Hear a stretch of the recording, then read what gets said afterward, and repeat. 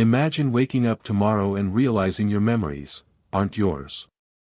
Imagine that your deepest fears, your political beliefs, even the way you love your family, were carefully programmed into you inside a windowless room 50 years ago. You think you are the master of your own soul. But for 20 years, the most powerful intelligence agency on Earth was obsessed with proving you wrong. This isn't a conspiracy theory from the dark corners of the internet. This is the documented history of a multi-million-dollar war fought not with tanks or planes, but inside the 3 pounds of gray matter between your ears. They wanted a kill switch for the human mind.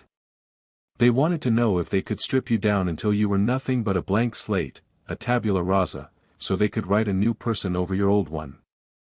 In 1973, the CIA director ordered every single file on this project to be burned. He wanted the evidence turned to ash. But he was a career spy, and spies can be arrogant. He missed a box. A single, mislabeled financial archive that survived the furnace. What was inside that box pulled back the curtain on a nightmare that stretched from Ivy League universities to the darkest basement cells of secret prisons. Today, we open that box. Today, we look into the eyes of the man they called the Black Sorcerer. To understand MKUltra, we have to go back to a world shivering under the shadow of the Iron Curtain. The year is 1953. The Cold War isn't just a political standoff, it's an existential panic. American soldiers are coming home from the Korean War, and something is wrong. These were patriotic boys from the American heartland. But on national television, they are praising communism. They are denouncing the United States. They look hollow. They look like they've been broken. The CIA had a new word for this: brainwashing. They were convinced the Soviets and the Chinese had discovered a secret, psychological weapon that could break a man's will in hours. But here is where the story takes its first dark turn. Instead of trying to protect Americans from brainwashing, the CIA decided they had to perfect it. They convinced themselves that if the enemy could do it, America had to do it better. Faster. More surgically. They needed to find a way to turn a captured spy into a walking tape recorder. To turn an assassin into a Manchurian candidate who would kill on command and remember nothing. The project was authorized by CIA Director Allen Dulles. He gave it a name that sounded like a bureaucratic error: MKUltra. MK stood for the Technical Services Staff. Ultra was the highest level of classification.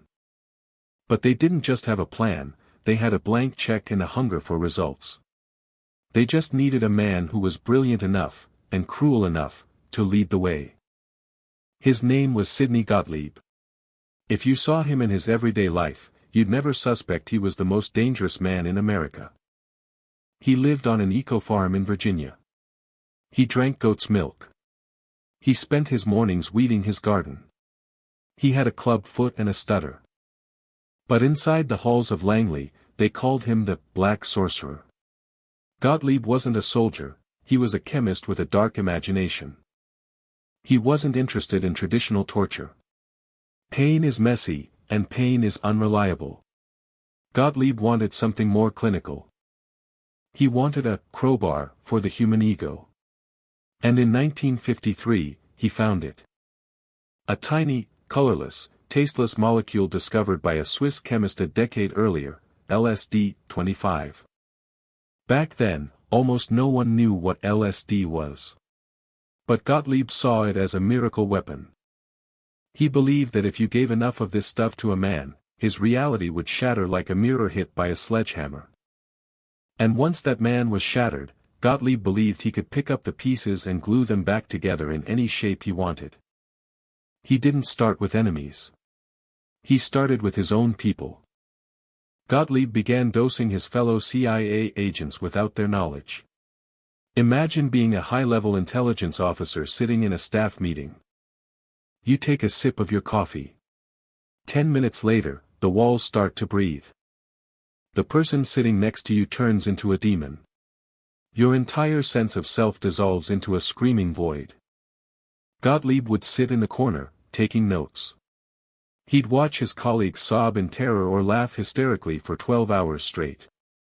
He didn't care about their trauma, he only cared about the data. But he soon realized that testing on CIA agents was too risky. They knew too much. He needed unwitting subjects.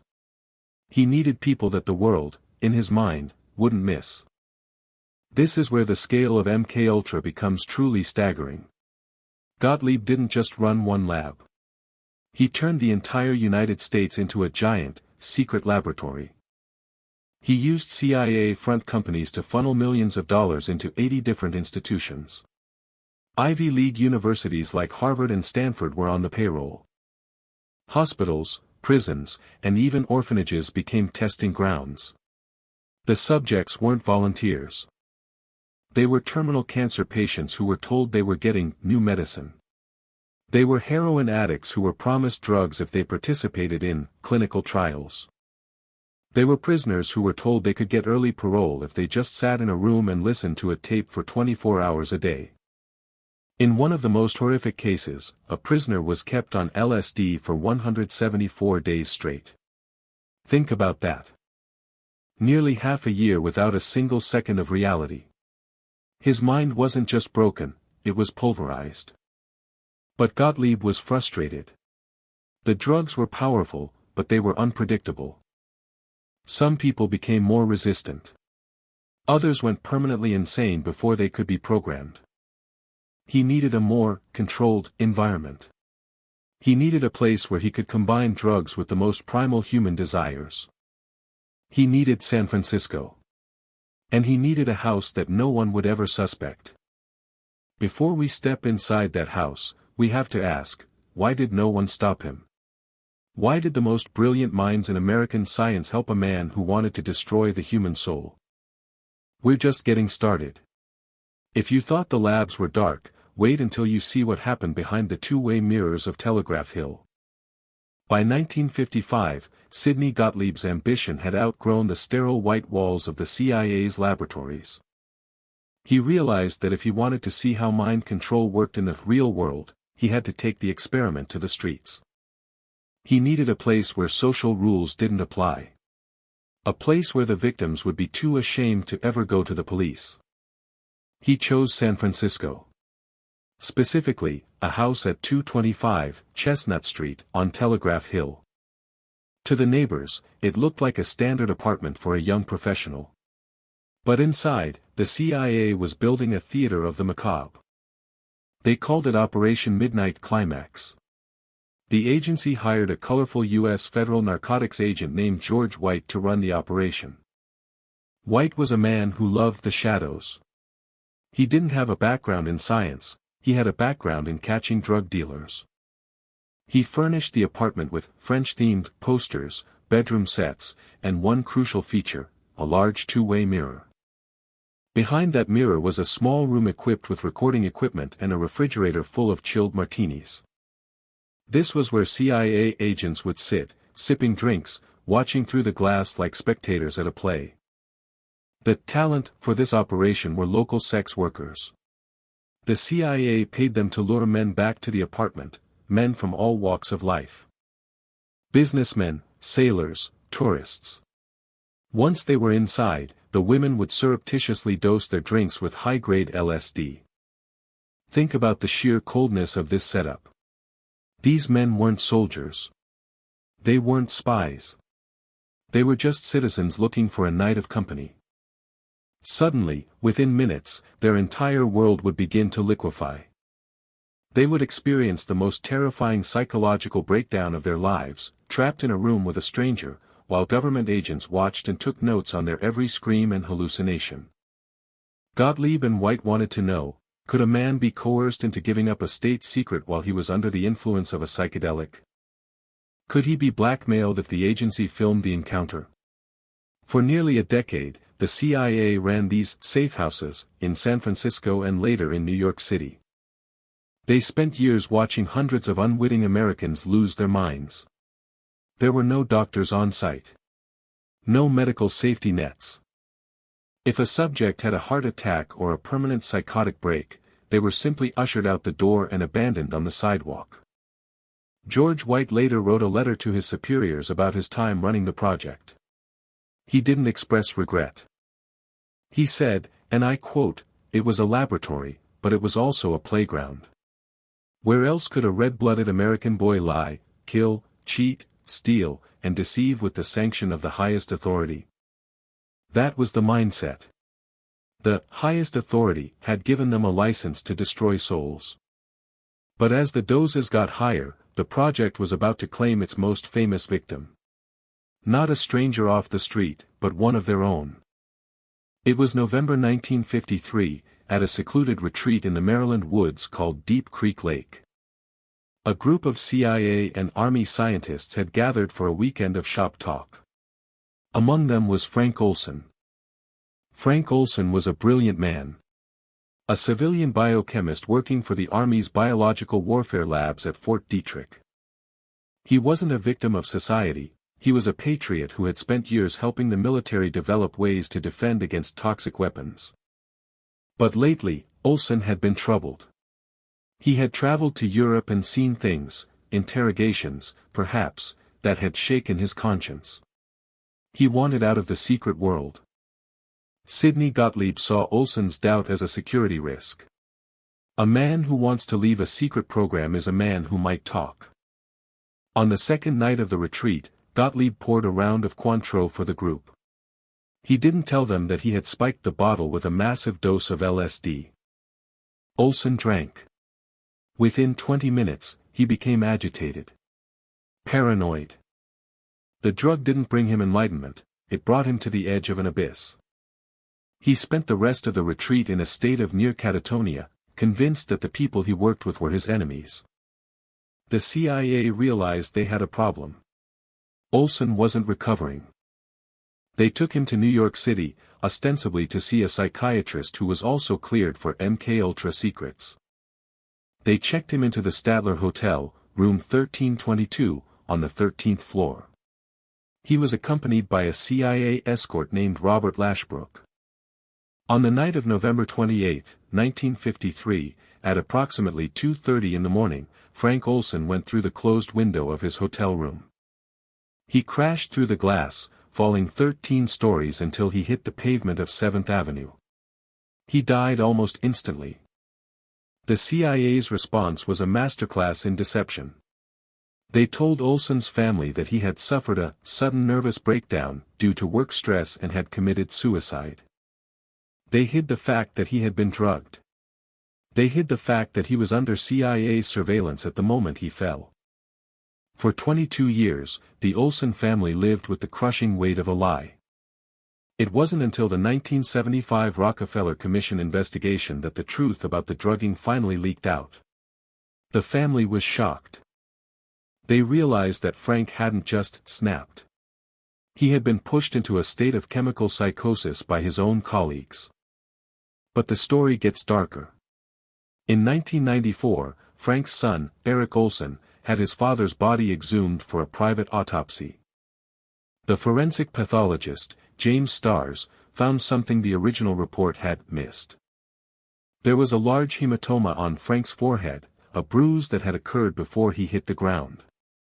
It suggested that someone had struck Frank Olson over the head while he was in that room, and then thrown him through the window to his death. Was it a suicide caused by a government drug? Or was it a cold-blooded assassination to keep a disillusioned scientist from speaking out? The case of Frank Olson became the symbol of everything wrong with MKUltra. It showed that the agency didn't just target the unwanted of society. They were willing to kill their best and brightest if they threatened the secrecy of the project. By the early 1960s, MKUltra was at its peak. They were testing everything, electroshock therapy at triple the normal voltage, sensory deprivation tanks for days on end, and complex repatterning, where they tried to wipe a person's memory and replace it with a new identity. But even as they pushed the boundaries of human endurance, the world was changing. The secrets were getting harder to keep. The shadows were beginning to retreat, and the men in charge knew that if they didn't act soon, the fire they had started would consume them all. They had spent millions trying to control the human mind. But they were about to find out that the one thing they couldn't control was history itself. The CIA thought they could bury Frank Olson.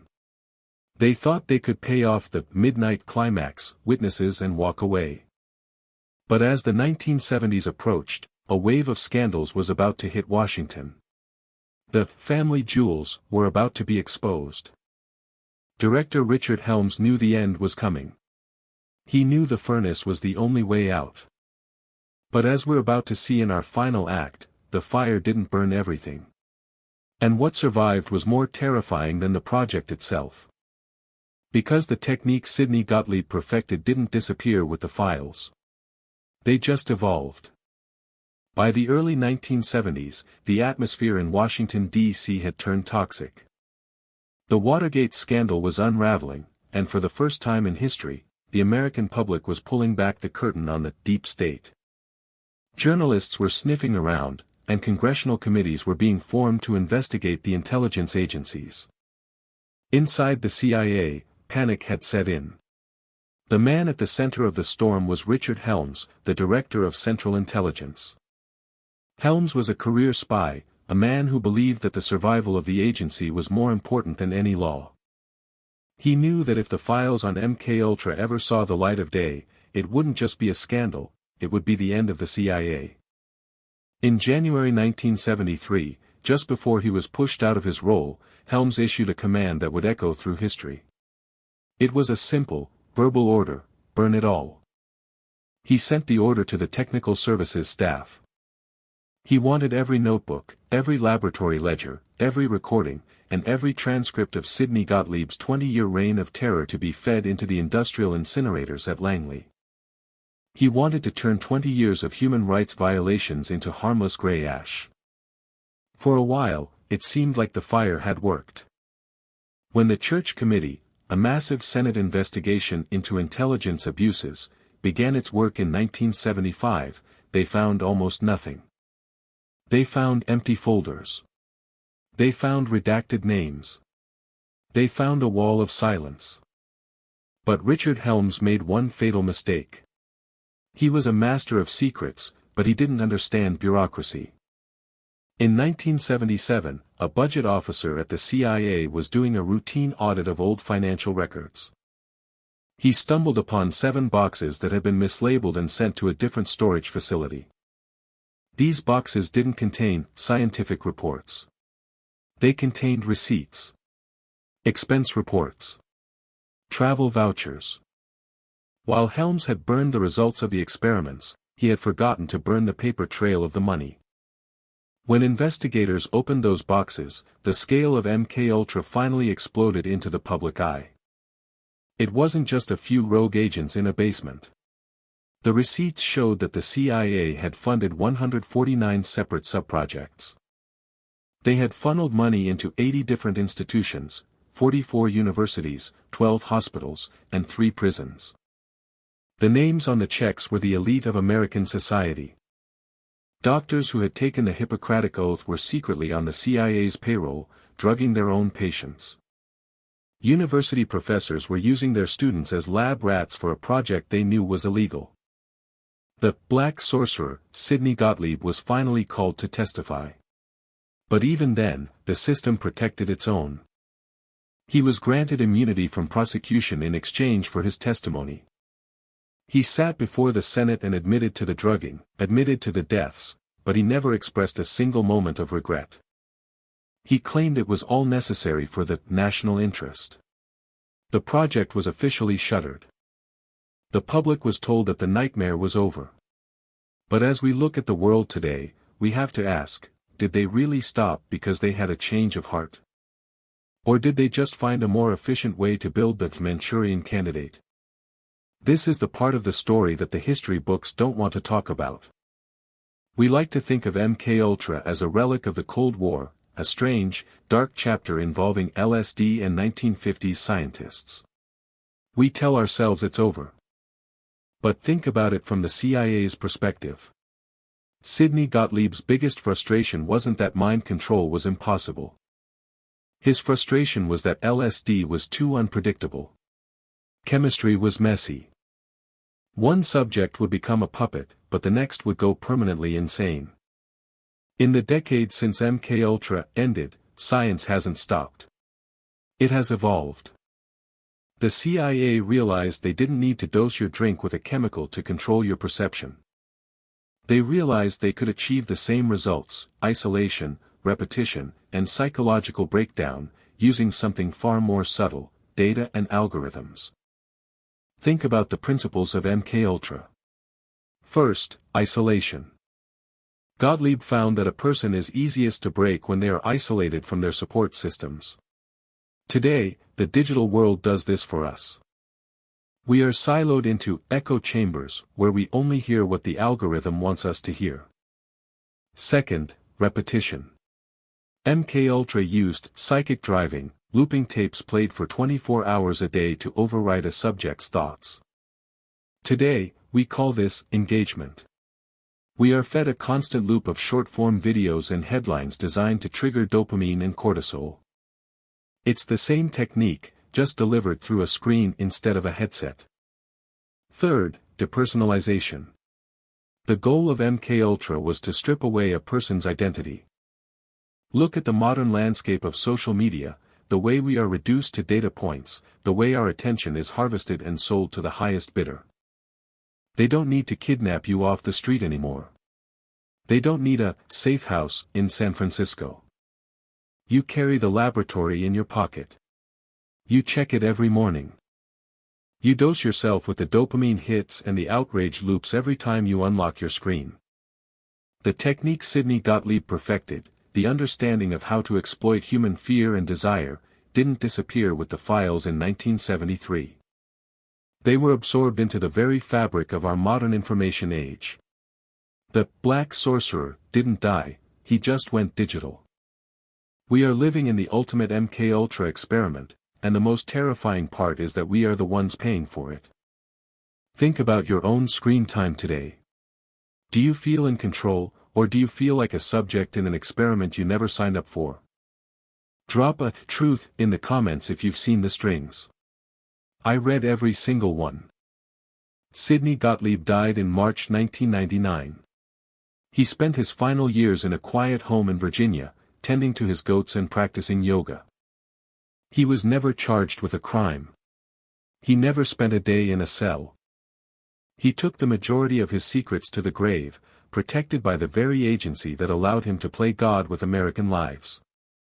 The victims of MKUltra, the thousands of men and women whose minds were shattered, whose families were destroyed, received almost nothing.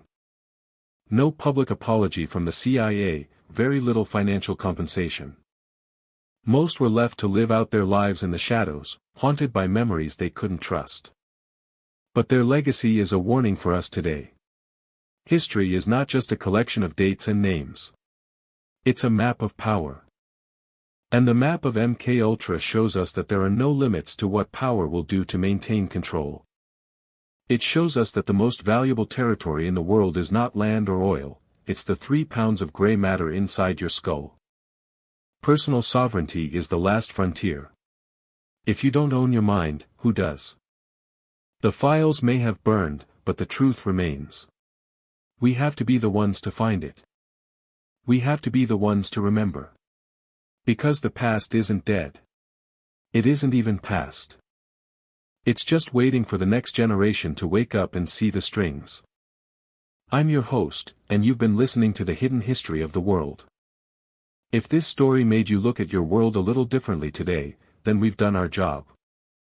Make sure to subscribe and join our archive, there are many more secrets waiting to be uncovered. And remember, stay vigilant.